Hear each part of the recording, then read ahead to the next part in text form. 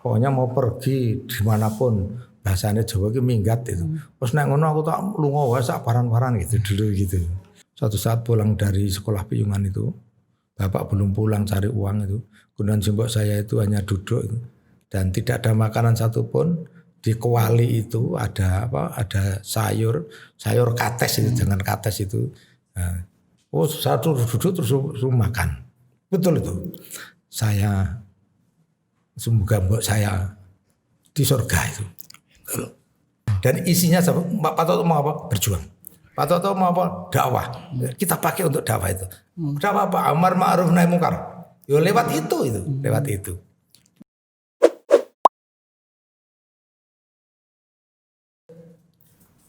Bismillahirrahmanirrahim. Assalamualaikum warahmatullahi wabarakatuh.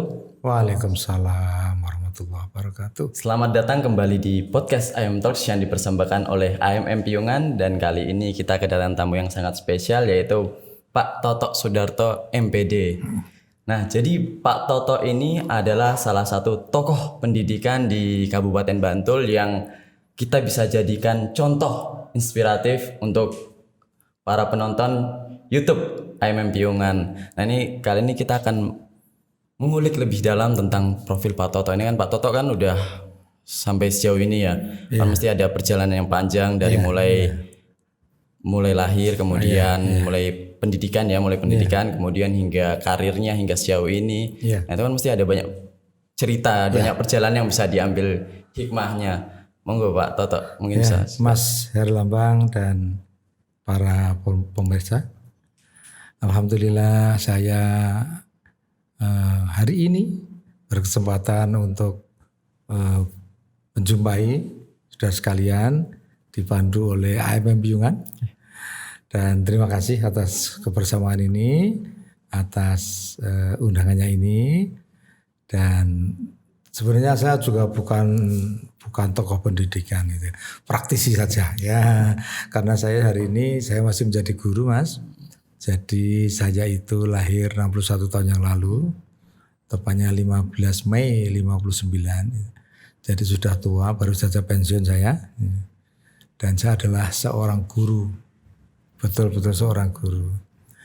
Berangkat dari lulusan sekolah pendidikan guru, dan jadi guru di awal di 1 Maret tahun 78 di Parangtritis, tepatnya di sekolah dasar Impres Bungkus, sekolah dasar Sono 1, Sono 2 di Parangtritis sana. Nah, namun demikian saya bukan siapa-siapa, sekali lagi. Saya dilahirkan di gunung, betul-betul di gunung. Tadi tepatnya saya dilahirkan di Terong, Delingo, Bantul. Dan alhamdulillah sekarang Delingo sudah kelihatan, terutama wisatanya. Namun ya pada saat saya sekolah itu betul-betul akses jalan ke Delingo itu hanya setapak ya. Jadi dari Pleret naik lewat Sinomati setapak, dari Imogiri lewat Pogok sampai rumah juga setapak ya. Dari Patok ke Terong juga masih setapak, belum selebar sekarang ini. Itu tahun 70-an Mas, 70-an ya. Kemudian nah ini kan SD-nya di Terong itu termasuk ya, kalau kita bisa lihat di film Tili. Nah itu kan film Tili itu kan menceritakan tentang daerah dari Terong itu ya. Jadi Butejo itu tetangga saya. Oh, masih kenal Butejo berarti ya Pak. Nah dan kemudian kan saya tahu bahwa Bapak ini adalah alumni SMP Muhammadiyah Piungan. Itu berarti kan dari Terong kemudian ke Piungan. Iya. Itu jadi gimana Pak? Begini Mas Herlambang. Karena jalan waktu itu aksesnya belum begitu bagus, dan ya di Terong itu belum ada sekolah menengah pertama, belum ada. Yang ada jauh itu di Delingonya sana. Maka saya oleh bapak saya ada sekolahkan di SMP Muhammadiyah Terong, di SMP Muhammadiyah Piungan, dari Terong ke Piungan itu, dari Terong ke Piungan. Dan jalan kaki ya kira-kira 12 kilo lah ya, kira-kira 12 kilo ya, jalan kaki pulang pergi Mas ya. Itu tahun 72 saya masuk di SMP kemudian pulang pergi terus saja begitu. Maklum bapak dan simbok saya itu bukan orang kaya, jadi buruh tani biasa. Tapi bapak saya itu dulu sebenarnya seorang veteran pejuang kemerdekaan ya, sehingga berkelana kemana-mana terus pulang terus dapat simbok saya itu melahirkan kakak saya dan adik-adik saya kembali ke rumah itu. Nah setiap pagi saya berangkatnya habis subuh jalan kaki tanpa alas kaki. Itu sampai ke Piungan ya. Nah, pulang kemudian kalau pulang siang itu ya itu ada dua alternatif. Kalau nanti saya cepat pulang tapi sampai rumah ya itu saya mesti harus membantu orang tua mencari rumput karena pada waktu itu bapak saya punya lembu tapi bukan miliknya bapak tapi hanya gaduh itu apa ya milik orang lain ya milik orang lain itu. Nah itu saya dari sekolah di daerah Sri Mulyo ini, Jombor, Ngemplak dan sebagainya itu saya cari itu damen itu, ya itu tak bawa pulang. Ketika saya sampai di rumah, saya sudah nggak mencari rumput lagi, boleh sepak bola, karena saya hobi itu dulu, hobi sepak bola itu. Nah itu berlangsung kira-kira saya sekolah di situ ya hanya sekitar 7 bulan saya sudah keluar. Karena bapak saya juga untuk kasih bekal saya kan 5 rupiah. 5 rupiah itu pada waktu 5 rupiah itu ya untuk dapat satu gelas itu dulu 2,5 rupiah berarti Seringgit ya dulu. Nah itu ada rotinya satu itu di Tinatar di daerah Jolosutro itu ada itu. Dan kalau minum dawet itu dijoki terus pakai kendi itu loh. Nah, lama-lama ya enggak manis. Kenangannya seperti itu. Jadi naik Jolosutro, Sunan Geseng itu seperti itu. Nah, jalannya jauh juga ya termasuk. Namun ketika itu terus saya harus pindah ke Jakarta karena waktu itu ada teman bapak saya yang mau berbuat baik, saya mau disekolahkan ke Jakarta tahun 72. Nah, tapi saya sudah sekolah di Piungan. Akhirnya pamit dengan Pak Kepala Sekolah waktu kalau tidak salah Pak Sugeng Ahmad itu. Kemudian saya pindah ke Jakarta. Saya mau ke Jakarta karena pada waktu itu saya akan dimasukkan ke ST, Sekolah Teknik. Kalau di otak saya ini inginnya tuh menjadi insinyur dulu. Dari insinyur. Namun di sana 3 bulan Mas Erlambang saya tidak disekolahkan tapi saya hanya suruh bantu rumah tangga, nyuci ya, kemudian bersih-bersih mobil, kemudian menaikkan air. Dulu airnya itu dinaikkannya pakai kompo itu, jadi pongko gitu itu. Dan saya harus ngomong putranya juragan saya itu selama 3 bulan di sana.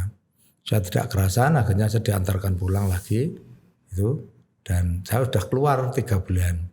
Nah setelah itu oleh bapak saya karena saya harus sekolah itu dikembalikan lagi ke SMP Piungan itu. Iya. Nah, dulu itu kan sekolahan itu kan ya belum setertib sekarang itu. Kalau Indo ya tulis lagi di busa itu kan bisa dulu. Nah, saya masih masuk lagi itu. Nah alhamdulillah sampai masih bisa naik ke kelas 2 walaupun saya keluar 3 bulan masih banyak kelas 2. Nah di SMP kelas 2 itu saya di pertengahan tahun juga saya harus pindah ke Semarang ke tempatnya Pak Le saya. Adiknya simbok saya itu dulu jadi polisi di sana. Tapi kan dia juga punya anak banyak itu ya. Nah, saya inginnya sekolahkan di sana. Di sana juga belum sampai masuk sekolah, mungkin baru sehari 2 hari masuk sekolah di salah satu sekolah swasta di Jalan Meranggen itu saya sudah disuruh pulang.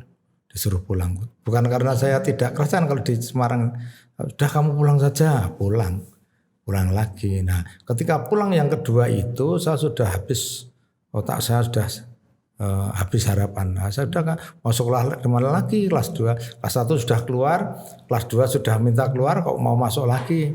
Bapak saya malu nggak mau membalikan saya ke sekolah. Simbok saya apalagi kan simbok saya itu hanya lulusan sekolah rakyat dulu kan, udah nggak mau. Saya kalau orang dulu ceritanya itu pokoknya mau pergi dimanapun bahasanya Jawa itu minggat itu. Terus nek ngono aku tak lunga wae sak paran-paran gitu dulu gitu. Nah, Tapi alhamdulillah itu akhirnya simbok dan bapak saya itu bersepakat dua-duanya berangkat. Jadi bapak saya, simbok saya itu kembali mengantarkan saya di kelas 2. Saya Muhammadiyah Piungan lagi. Ya karena saya tahu sekolah Muhammadiyah itu kan ya nolong orang kan. Saya masih bisa diterima lagi kelas 2. Beliau masih Sugeng sekarang, Pak Sugeng itu masih sehat itu. Nah itu ya, saksi hidup ketika saya masuk keluar di SMP itu. Akhirnya saya masih bisa naik ke kelas 3, alhamdulillah. Dan sampai lulus dan saya sekolah lagi ke Jogja. Sekolahnya ke Jogja tidak lewat Piungan tapi lewat Pleret itu. Saya lewat Pleret, turun Cinomati setapak itu belum seperti sekarang. Ya, apa itu terus pakai sepeda. Nah, dulu saya waktu SMP nggak punya sepeda sama sekali. Ya, tapi ketika saya di sekolah pendidikan guru itu, saya di Jogja itu dibelikan sepeda. Dan sepeda itu dibelikan itu menjual tanah di dekat lapangan Terong itu yang luasnya kalau sekarang laku 1 M mungkin. Dulu hanya dapat sepeda 2 itu. Hanya sepeda untuk kakak saya 1, untuk saya 1. Dan sepeda itu pun tidak dibawa pulang, ditaruh di Wonolelo itu. Karena nggak bisa kalau liburan baru dibawa pulang tapi dipikul sepedanya itu. Itu di tahun 74. Nah, saya ngelaju dari Terong jalan kaki sampai Wonolelo, ambil sepeda, kemudian dari Wonolelo sampai ke sekolah pendidikan guru di Yogyakarta, namanya SPG 2 Yogyakarta, yang dekat Mandalakdida itu. Sekarang yang dipakai untuk D2 UNJ itu. Iya. Nah, itu duanya. Itu. Nah, saya di sana itu. Kelas 1 melaju terus ya. Karena jauh, kalau kegiatan ke pramukaan saya pulangnya malam. Kalau malam dijemput bapak saya. Bapak saya itu sayang sekali dengan saya itu. Kalau saya sudah adzan maghrib belum kelihatan, dia jemput di tengah-tengah hutan itu. Dan dia hanya bilang, panggil saya, tuh, itu tuh. Terus saya seneng itu. Walaupun saya tuh tidak lihat bapak saya, tapi suara bapak saya ada menjemput saya itu, hati saya sudah naik Cinomati jalan kaki itu sudah senang. Dan itu berlangsung kira-kira 1 tahun. Tahun 74. Nah, mulai 75 itu tahun 75. Nah, mulai tahun 76 saya itu ada saya tidak lagi ngelaju, tapi saya tidur di sekolahan. Loh, kok tidur di sekolahan itu? Masa boleh? Ceritanya begini, Mas. Penjaga sekolah itu namanya Mbah Yatmo, itu punya anak namanya Sugeng, ya. Nah, dia satu kelas dengan saya. Sekarang jadi guru kepala sekolah di Jakarta sana. Nah, kalau dia mengerjakan soal ada PR itu bilang dengan saya, rasa mulai kok nggarap itu. Lah mulai itu terus saya tuh nggak pulang, bantu mengerjakan itu pekerjaannya Sugeng itu terus saja. Akhirnya saya disarankan udah mbok tidur di sini saja di tempatnya Pak Bon itu. Nah, lalu lama-lama saya memohon kepada Pak Kepala Sekolah, Pak Dr. Andes Yainuri dulu almarhum, yang dalamnya di Salaan itu, Pak bolehkah saya tidur di sekolah? Oh boleh. Saya dikei tempat itu gudang kecil di dekat aula. Sekarang masih ada itu, nek perlu hari ini tak foto itu sejarah hidup saya di situ. Di tengahnya itu ada gamelan, di kanan kiri itu ada gudang kecil. Itu saya tidur di situ selama 2 tahun gitu. Jadi saya selama tahun 76-77 itu sekolah nggak pernah terlambat, pulang paling akhir. Lah ning sekolahan kan sing arep dhisik sapa?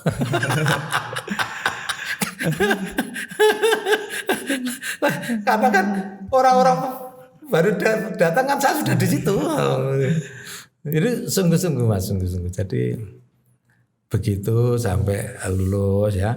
Lulus Desember 78 lulus, Januari pendaftaran guru ya.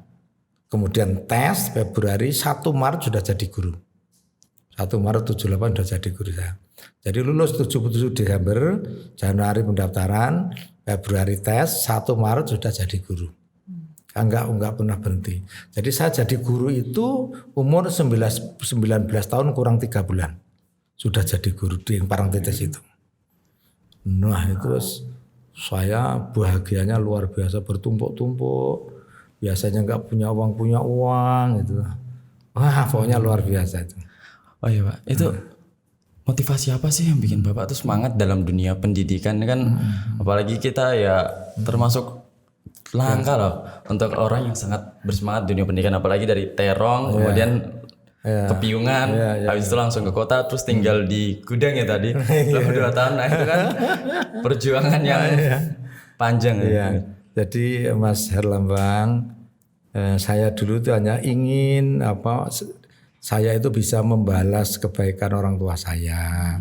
Saya ingin kehidupan rumah tangga Bapak Ibu Simbok saya yang seperti itu berubah itu. Dulu kan kadang sehari makan, kadang tidak itu. Kadang ada kalau bekerja itu bapak saya itu kan di samping buruh tani kan bisa nyervis jam itu. Tukang nyervis jam-jam itu. Ya, tapi jam yang manual bukan jam yang digital. Belum ada yang manual-manual itu seperti itu dulu. Nah kalau dapat uang baru makan nasi, kalau nggak pakai uang ya makan tiwul itu. Tiwul saja ya kalau punya, kalau enggak ya Saya tuh pernah punya sejarah tapi Allah yarham simbok saya, bapak saya itu. Suatu saat pulang dari sekolah Piungan itu, bapak belum pulang cari uang itu. Kemudian simbok saya itu hanya duduk itu. Dan tidak ada makanan satupun. Di kuali itu ada ada sayur kates itu, jangan kates itu. Nah, satu duduk terus makan.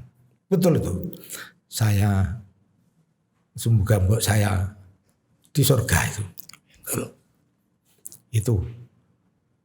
Tapi tahun 80 bapak saya meninggal. Bapak saya tahun 80 sudah merasakan kira-kira 1 tahun menjadi veteran pejuang. Dan bapak saya meninggal baru menikmati tunjangan veteran 1 tahun. Akhirnya di Simbok saya itu selama tahun 80 sampai 2016 ya kira-kira itu 36 tahun menikmati itu. Hidup saya mulai itu sudah makan nasi terus, makan. Saya sudah dapat gaji ya, itu, dan saya bisa ngurus adik saya 2 masih kecil-kecil itu ditinggal bapak itu. Mbak Ayu saya saja ditinggal bapak itu belum kerja. Yang kerja saya dulu satu rumah itu yang kerja saya. Tapi udah alhamdulillah itu. Akhirnya saya menabung. Betul-betul menabung itu. Gaji saya dulu kalau di tulisan itu 16.960. 16.900 itu. Itu pada waktu itu. Tapi bensin baru 75.000 itu. Kok 70.000 bukan kok 70.000 ya 16.000 70 rupiah ya. Ya itu. Pokoknya itu sekitar ngono kuwi. Itu 70 rupiah kalau waktu enggak salah ya. Nah itu. Nah terus saya nabung terus, gaji saya klip itu. Nah tahun 79 akhir itu bulan Desember itu saya sudah bisa beli motor. Wah seneng. Itu klip uangnya berkumpul 200.000 waktu itu. Saya beli motor di Indojaya ya. Yang 70.000 saya kredit, yang 200 saya bayar. Nah, akhirnya cita-cita saya berhasil. Kalau saya sudah punya motor, saya harus sekolah. Jadi saya kuliah lagi. Orang-orang di rumah di Terong nggak ada yang tahu kalau saya kuliah. Ya daftar karena orang-orang di Terong yang orang kaya-kaya nggak ada satupun yang kuliah. Kok tahu-tahu anaknya Mbah Cep sama Mbak Mukiem kok kuliah itu. Tapi dulu kan senam PTN itu kan pengumumannya kan lewat desa. Yeah. Dia pakai perangko itu. Nah, saya tes di di kampus itu terus saya diterima. Akhirnya saya minta untuk bisa mengajar sore hari. Dulu boleh mengajar. Nah, lalu pagi mengajar di sekolah. Sorenya mengajar, paginya saya kuliah. Terus berlangsung begitu. Selama 5 tahun baru lulus S1. Nah, bismillah saya akan berupaya menjadi guru yang baik gitu. Berupaya ya. Alhamdulillah saya telah jadi guru, kemudian pindah itu. Saya lulus sarjana. Dan waktu itu belum banyak yang lulus sarjana itu. Nah, akhirnya saya dihargai sebagai guru yang diangkat sebagai kepala sekolah. Terus saja jadi pengawas. Setelah jadi pengawas beberapa saat otonomi itu, terus saya masuk di Dinas Pendidikan Kandep waktu itu, ada Kasubdin, Kabid, akhir-akhir ini kepala dinas, kemudian dinaikkan lagi ke asisten sumber daya Kesra, dinaikkan lagi menjadi PJ Sekda sebentar itu, terus pensiun, gitu. Pensiun sekarang mau diangkat lagi, saya jadi tenaga ahli bidang kemasyarakatan. Gitu Mas. Oh iya, itu kan selama karirnya itu sebagai guru ya, ini berkhidmat sebagai guru udah lama juga. Ya. Tadi itu step by stepnya itu kok bisa Pak itu dari kan kalau naik itu kan harus semakin meningkat ya kita hari ini. Kok gimana sih Pak biar Bapak nih gimana ceritanya kok bisa semakin meningkat ininya kedudukannya berarti kan semakin dipercaya orang, semakin amanah. Itu gimana ceritanya selama Bapak berkarir menjadi guru? Jadi almarhum Bapak saya tuh bilang begini. Hanya orang yang berilmu saja nanti yang akan diangkat derajatnya. Kalau ngaji-ngaji seperti itu Bapak saya. Kamu harus sekolah itu. Kalau sekolahmu bagus, kamu nanti akan jadi orang gitu. Waktu bismillah saya bisa sekolah, saya begitu bilang. Nah, di samping itu saya juga ikut pengajian. Mulai Bapak saya itu kan guru ngaji juga, tukang khotbah juga itu. Kalau Bapak ngaji kemana saya datang ikut terus itu. Jangan kan itu saya kecil ya, Bapak saya khotbah itu saya di dekat mimbarnya itu. Pasti saya di dekat mimbarnya itu. Itu saya mengidolakan Bapak saya itu, Bapak saya. Dan Bapak saya itu dengan saya sangat sayang luar biasa. Di samping dengan kakak saya, dengan adik saya itu sayangnya dengan saya itu kelihatannya yang saya rasakan itu melebihi itu. Karena kalau yang lain itu nggak diajak, kalau saya diajak, mau diajak, kalau saya nggak diajak kan saya nangis itu. Jadi mesti diajak itu. Nah, seperti itu. Hingga saya ikut pengajian, akhirnya saya tergabung di organisasi kemasyarakatan Muhammadiyah itu. Ya, dari ranting, cabang, daerah, wilayah itu saya ikuti terus. Sampai sekarang. Ya tadi kembali lagi ke karir sebagai seorang guru itu kan tadi pindah-pindah kemana-mana saja itu kalau boleh tahu tuh di mana saja tempat-tempatnya itu kan dari mulai Parang Tritis terus kemana-mana aja tuh menarik gitu bisa. Jadi saya untuk pindah-pindah tugas sampai terakhir itu tidak kurang dari 24 instansi. Wah pindah kemana-mana. SD-nya saja karena ketika saya sudah mengajar SD pagi itu sorenya saya mengajar SMP. Di Kretek sana itu ada SMP Budi Dharma 12 kelas, ada SPG Muhammadiyah Kretek saya ikut mengajar itu. Di sana saja ya. Kemudian saya pindah ke Delingo itu ada SMA Muhammadiyah Delingo, ada SMP Muhammadiyah Delingo. Sudah ada sekarang, dulu belum ada. Saya mengajar di itu. Jadi saya mengajar itu dari TK, SD, SMP, SMA, SPG mendan. Dan sampai hari ini saya masih mengajar, saya masih tercatat di Universitas Terbuka. Saya masih tercatat di OAD untuk khusus PGSD. Jadi kalau ini hanya saya off itu pas ribet, tapi saya sering diajak memberikan mata kuliah micro teaching di OAD. Dan kemarin di akhir ini saya masih dipanggil untuk memberikan pembekalan kepada mahasiswa yang sudah lulus. Nah, kalau mau jadi guru itu seperti apa? Karena ya secara kebetulan aja Mas, dulu itu saya pernah jadi guru berprestasi itu tahun 1992 sampai tingkat DIY ya, dia mau diberangkatkan ke Jakarta tapi ada masalah dulu nggak jadi dikirim itu. Nah, jadi saya sampai ke tingkat DIY tahun 92. Nah, kalau boleh tahu suka dukanya selama menjadi seorang guru itu apa saja Pak? Ya, yang saya sarankan banyak sukanya. Dukanya sedikit itu, dukanya sedikit. Kalau sampai hari ini itu murid saya kan banyak sekali. Murid saya itu yang sudah doktor ada.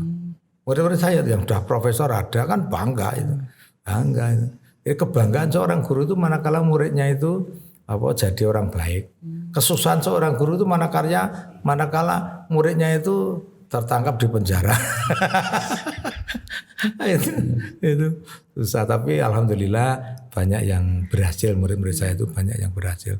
Dan dimanapun sekarang begitu nama saya ada di Facebook ya, ada di Instagram, semua pada masuk. Ini Pak Guru saya, ini Pak Guru saya. Oh, luar biasa nih.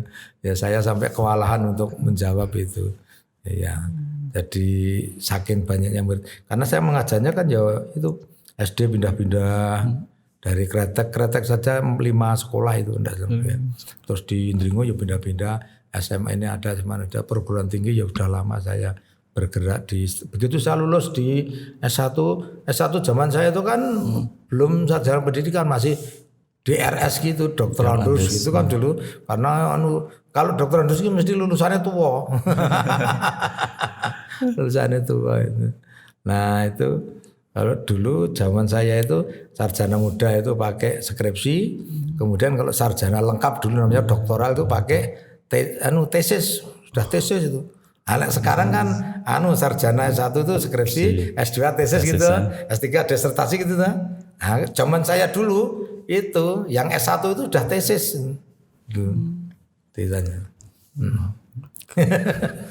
Padahal ngerjain skripsi itu udah susah, apalagi tesis. Lah ya. Nah itu jadi adik-adikku angkatan muda ya. Bukan berarti saya ingin sampean itu menderita seperti saya, enggak. Tapi lakukanlah, ternyata benar apa yang di Al-Quran surat Al-Mujadalah itu ya. Itu yarfa'illahu alladziina aamanu minkum walladziina utul ilma darajat, itu benar juga. Benar juga. Kemudian jadi orang yang penyabar. Kalau jadi guru, saya jadi guru ya. Itu ya harus sabar sekali itu ya. Karena apa? Ketika kita sudah ngerti ilmu tentang anak, karakteristik anak, ilmu tentang perkembangan anak, ya, didaktik, metode, kita mesti apa? Kesabarannya itu tinggi. Misalnya gini Mas, jadi guru, anaknya itu ada yang dijelaskan itu jelas selama 1 jam udah jelas. Ada orang dijelaskan wes dong. Tapi ada sing seminggu ra dong. Ono sing sesasi we urung dong. Ono sing setahun tetep urung dong. Ini keniscayaan atau satu ya hukum alamiah itu sunatullah. Ora usah perlu mangkel kan gurune tadi susah itu. Itu seperti itu. Dan dia tetap akan berkembang, kita bimbing sesuai dengan irama perkembangannya. Mungkin juga bisa kita akselerasi, bisa. Tetapi ketika agak sulit ya, biarkan saja berjalan alamiah itu. Kita kalau tidak bisa matematika nggak apa-apa. Loh kok nggak apa-apa Pak? Lah kalau dia bisa gambar ya nanti jadi pelukis itu. Kalau bisa nyanyi ya dia jadi penyanyi, gitu aja. Gitu. Jadi tidak bisa dipaksakan untuk seperti kamu harus seperti ini gitu, sehingga ayam. Gitu. Nah ini tadi Pak Toto ini adalah seorang kader Muhammadiyah ya. Itu gimana sih ceritanya bisa mengenal Muhammadiyah, dan juga tadi katanya udah di PRM, PCM hingga PDM. Itu gimana tuh Pak ceritanya? Jadi di samping bapak saya dulu pendiri Muhammadiyah di Delingo, saya juga disekolahkan di SMP Muhammadiyah, sehingga sedikit banyak saya ngerti ke Muhammadiyan. Dulu yang nganggo kami pelajar Muhammadiyah berjanji menjunjung tinggi agama Islam misalnya. Itu hormat dan patuh pada orang tua dan guru, bersih lahir batin dan tegak hati gitu. Tapi sekarang kan harus ganti itu. Atau sudah lupa ini ya. Rajin belajar, giat bekerja serta beramal. Nah itu kan dulu. Nah oleh bapak saya itu, udah kamu sekolah. Padahal Mas, mohon maaf ya, bukan berarti takabur. Nilai saya SD tahun 72 itu dulu ujian negara. Ujian negara itu hanya 3 mata pelajaran. Itu dulu bahasa Indonesia, pengetahuan umum, dan berhitung. Hanya 3 itu. Nilai saya itu masih disimpan. Itu bahasa Indonesia itu dapat 9 saya. Itu. Terus PO itu dapat 10. Enggak ada yang salah. Itu. Ya dulu berhitung itu dapat 8. Jadi jumlah saya kalau cara nem sekarang itu saya udah 270 dari 3 mata pelajaran. Itu. Tapi bapak saya tetap mengatakan, kamu nggak usah di SMP negeri, kamu di SMP Muhammadiyah saja sambil ngaji. Itu seperti itu. Makanya guru-guru saya, guru-guru ngaji banyak, dan alhamdulillah ya sedikit banyak saya ngaji. Dan lama-lama di dalam benak saya, pikiran saya itu, saya kok nggak senang ya jadi orang kaya, nggak senang. Saya senangnya di orang cukup saja. Ya, orang cukup itu ya Rijekon Wasingan ya, Rijekon yang apa ya namanya luas ya. Tidak banyak kan luas itu. Kalau saya butuh ada itu saja. Iya, itu jadi harapan saya begitu. Jika saya walaupun sudah pensiunnya ya pegawainya ya golongannya itu wis jenderal bintang 3 kalau jenderal bintang 4 toh. Nah, saya itu bintang 3 itu kan wis kurang dhuwur dhewe gitu. Nah, itu saja kehidupan saya alhamdulillah sudah bersyukur itu. Anak saya 2, cucu saya 2. Anak saya yang satu sudah jadi guru, yang satu masih kuliah itu. Masih kuliah. Berarti kalau dulu Bapak PRM itu di mana PRM-nya? PRM Terong. Terong, kalau ya, PCM-nya di Lingu. Ya. Dulu pada awalnya kami PRM Terong, PCM-nya Kota Gede SK. Dulu Kota Gede. Oh iya dulu. Oh ini masih ikut Kota Gede Surakarta. Dulu ada Kota Gede Yogyakarta, ada Kota Gede Surakarta, ada Imogiri Surakarta, ada Imogiri Yogyakarta. Dibagi-bagi dulu itu, dibagi-bagi itu zaman keraton itu ya. Nah lama-lama perubahan area dan kami masuk di Delingo. Itu seperti itu kan.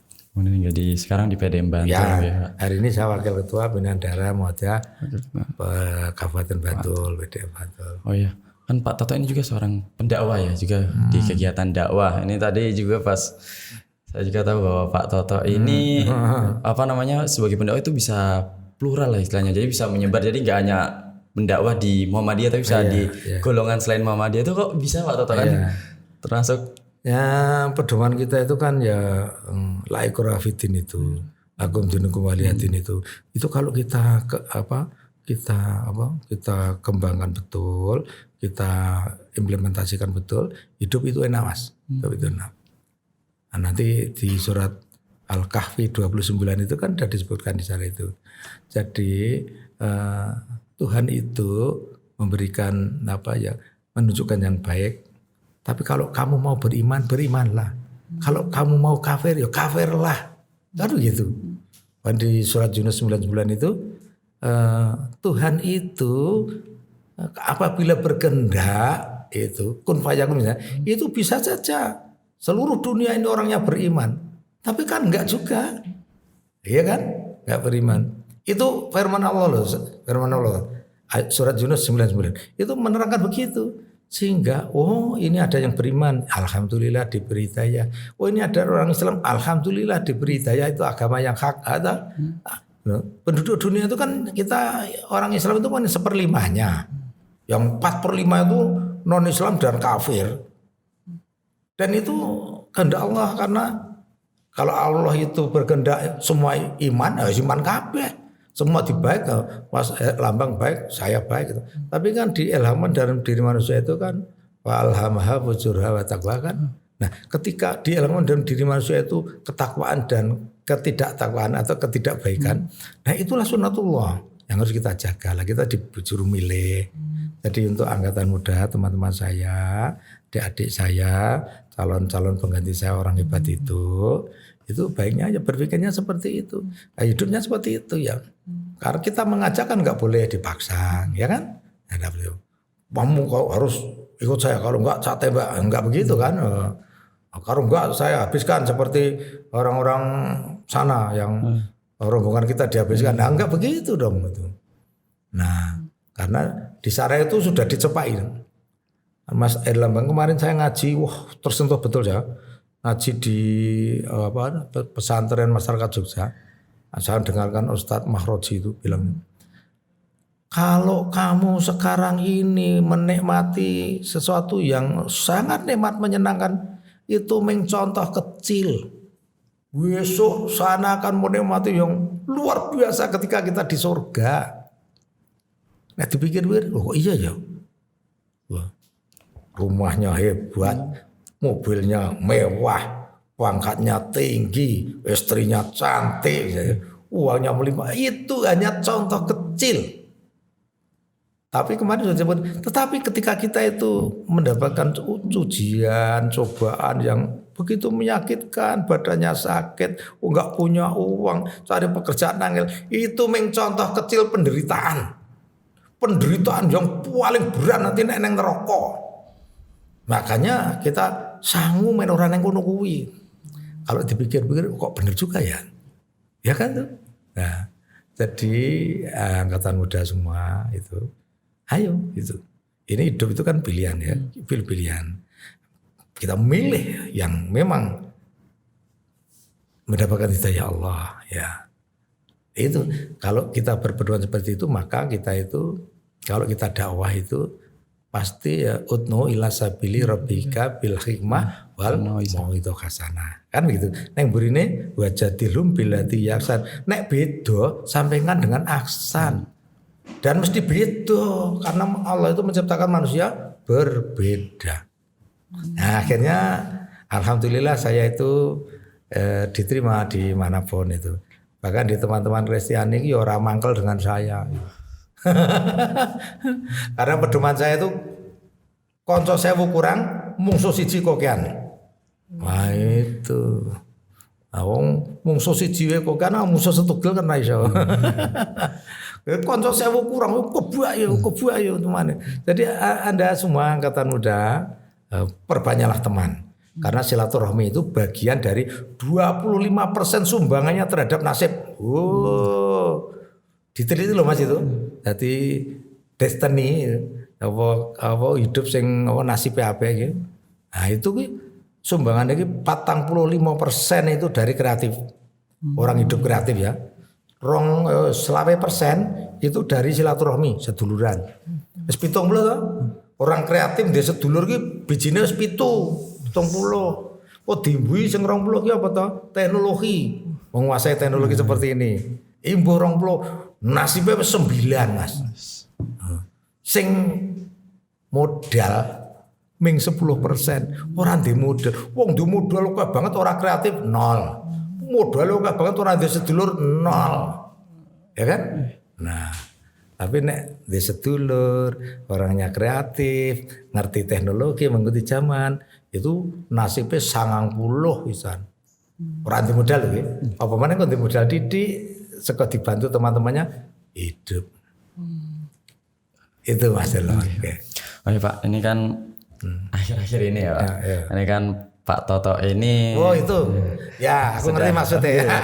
Ono gambarnya dalan toh. Ini saya kalau kemana-mana tuh lihat, kayak nggak asing ini kok Pak Toto. Ini kan sedang berkontestasi dalam dunia politik ini Pak. Ya alhamdulillah Mas. Ini setelah saya pensiun, insya Allah saya mau mengikuti kontestasi pilkada sebagai wakil Bupati Bantul, mendampingi incumbent dan alhamdulillah saya mendapatkan undian yang kedua. Nomor 2 ya. Ya mohon doanya, mohon ya dukungannya, mohon sengkuyungnya, itu ya. Kalau berkenan monggo, ora berkenan ya ora apa-apa, rasa dipesok-pesok ya toh. Karena nanti ketika jadi itu menjadi bapaknya semua kan begitu, kira-kira begitu. Dan isinya Pak Toto mau apa? Berjuang. Pak Toto mau apa? Dakwah. Kita pakai untuk dakwah itu. Dakwah apa? Amar ma'ruf nahi munkar. Yo lewat itu, lewat itu. Mungkin ini terakhir ya Pak. Ini ada closing statement atau pesan-pesan untuk teman-teman penonton YouTube IMM Piungan dan seluruh khalayak gitu. Ya, jadi para milenial, para milenial begini. Jadi jadilah pemuda yang harapan bangsa.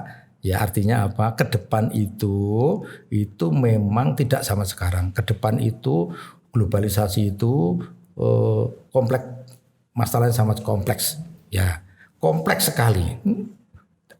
Kuncinya apa? Tingkatkan SDM. Kompetitif. Kuncinya apa? Yo harus selalu tampil yang baik gitu. Ya. Yang ciri yang berikutnya perubahan. Jangan hanya mengene wae, ojo mengene wae. Lakukan perubahan menuju ke depan. Jangan hanya puas dengan sekarang. Makanya kalau bisa dalam tanda kutip ya, pemuda gini iso berpikir gila. Gila itu sing ngrungono, ngono gitu. Seperti itu. Nah, berpikir out of the box, ora meng ngene wae, wah repot itu. Ayo lakukan sesuatu tentunya dalam koridor aturan, norma hukum, norma agama, jangan kita langgar. Itu. Insya Allah Anda semua akan menikmati hidup dunia akhirat lebih baik dari saya. Di dunianya ya, insya Allah neng akhiratnya bareng, bodoh-bodoh lepe. Gitu mas ya. Terima kasih Pak Ya, Toto ya. atas waktunya dan juga Ya, Mas. cerita sekaligus pesan-pesannya untuk ya. Mas kami. Herlambang, dan terima kasih sekali lagi. Ditunggu silaturahminya di Terong, Delingo, Bantul, dekat hutan pinus, dekat wisata Delingo. Bisa dikunjungi itu. Iya, referensinya. boleh. Oke. Sampai ketemu lagi teman-teman penonton YouTube IMM Piungan dalam episode berikutnya. Billahi fisabilillah fastabiqul khairat. Wassalamualaikum warahmatullahi wabarakatuh. Waalaikumsalam warahmatullahi wabarakatuh.